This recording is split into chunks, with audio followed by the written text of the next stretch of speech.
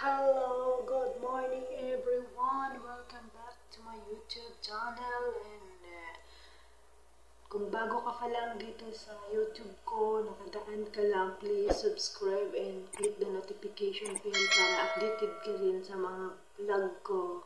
Ayan, for today's video guys, may babae na naman na nandun daw siya sa Amerika na nagsasabi na katulong ka lang ay hindi ka pwedeng kumain ng pizza dahil katulong ka lang.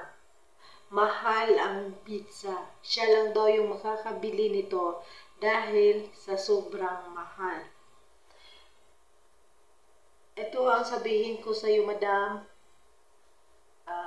Gina, Ma'am, porkit katulong ay hindi po ba pwedeng kumain ng pizza? Porkit nandito sa Saudi, hindi pwede kumain ng pizza. Kung pwede naman kaming bumili ng pizza, pero Madam, Ma'am, hindi po yun ang inuuna namin. Kung si Miss Kikay po yung pinaringgan nyo, si Miss Kikay po yung kalaban nyo, si Miss Kikay yung binato mo ng salitang yan, Ma'am, maraming mga OFW dito sa Saudi ay masasaktan din dahil kasambahay o katulong ang sinasabi mo. Na hindi pwedeng kumain ng pizza, nakabook na dahil hindi pwedeng kumain ng pizza dahil ito ay mahal. Ito ang isabihin ko sa iyo na kahit mahal, ay kung gustuhin naming bumili niyan, ay makabili kami ng isang kartong pizza o dalawang kartong pizza. Ma'am, yung pizza is napakamura lang dito sa Saudi Arabia. Kung gustuhin mo namang kainin yun, ay gusto mong kainin, kumain ng pizza, ay may sahod kami dito. Hindi naman kami nagtrabaho dito na walang sahod. Hindi naman siguro yan nakaubos ng isang sahuran namin. O totoo, ma'am, kunti lang yung sahod namin, maliit lang yung sahod namin. Pero kung gustuhin namin kumain ng pizza, ay makakain po kami ng pizza. Yan guys, panoorin natin yung video niya ni ma'am na nagsasabi na isang kasambahay na hindi pwedeng kumain ng pizza dahil mahal. Panoorin natin guys. Mukaon ka aniday? Di ka pwede mukaon aniday. Kay katabang rakadra day sa Saudi. Kabalo ka, mahal ni. Dili ka pwede mukaon og pizza kay mahal.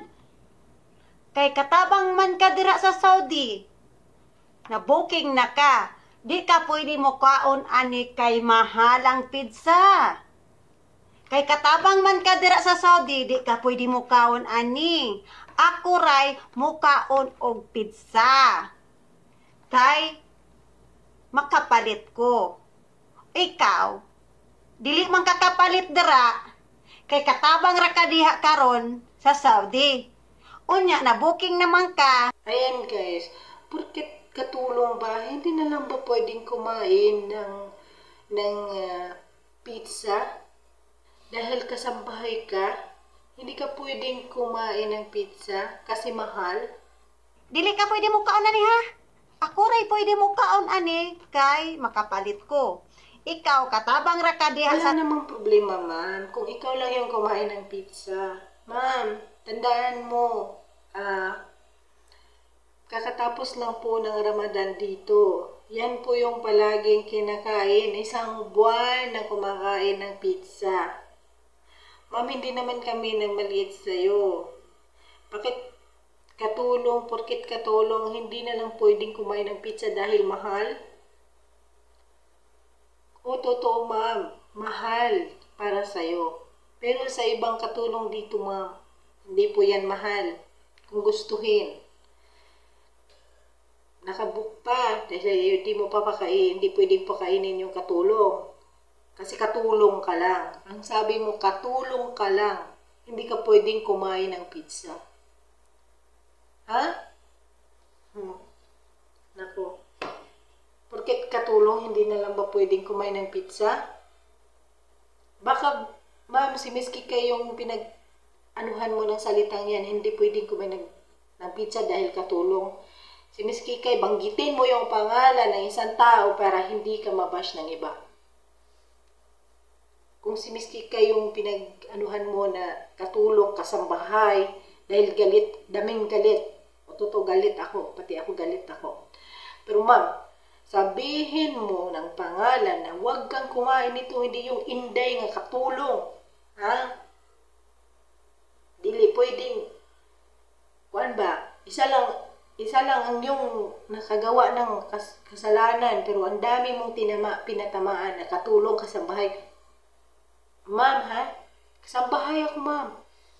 Pero kung gustuhin kong kumain ng pizza ngayon, ay makakain po ako ng pizza.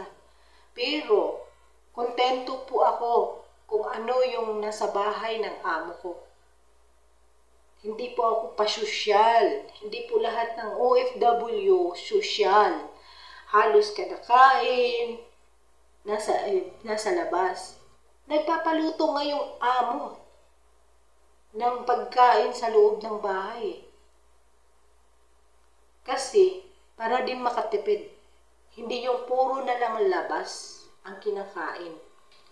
Kung ikaw, sosyal, kasi nakapag-asawa ka ng AFAM, kasi nandyan ka sa Amerika, ma'am, sabihin ko sa'yo, baka hindi ka nakapunta ng Saudi, kasi nandyan ka sa Amerika. Halos po kayo nakain ng OFW dito, sa Saudi Arabia ay pizza. Kasi yan ang palaging kinakain ng kanilang amo. Hindi naman lahat na palaging kumakain ng pizza, pero hindi siguro mawala sa isang linggo na isang katulong dito na hindi makakain ng pizza. Tandaan mo to, ma'am. Kahapon pa lang kumakain kami ng pizza. Ay alangan naman, araw-arawin yun, kakainin yung pizza. Ikaw, ma'am, napakamura lang yan, ma'am. Totoo lang. Hindi, wag mong sabihin na kasambahay. No? Kasambahay. Kapalit dira, kay katabang ra ka diha karon sa Saudi. Unya, na booking naman ka, nga katabang ka dira, abi na ko, tag-iya ka sa amo nimo. No? Dili ka pwede mo kaon ani ha? Ako ray pwede mo kaon ani kay makapalit ko. Ikaw katabang ra ka diha sa Saudi, di ka kapalit. Kay mahal. Di ka kapalit kay mahal. O, magluto na ko, di ka pwede mo kaon kay mahal. Ako lang pwede makakaon kay makapalit ko. Nga ikaw di ka kapalit kay katabang ra ka dira sa Saudi karon. No? Mauna, ako makapalit ko. Oo nga, katulong lang kami. Katulong lang si Miss Kikay. May kakampi ka na Miss Kikay. Dahil sa'yo, dami tayo. Daming nadadamay sa'yo. Ha? Kahit mahal, pwede naming bilihin. Ha, madam? Pwede kaming kumain.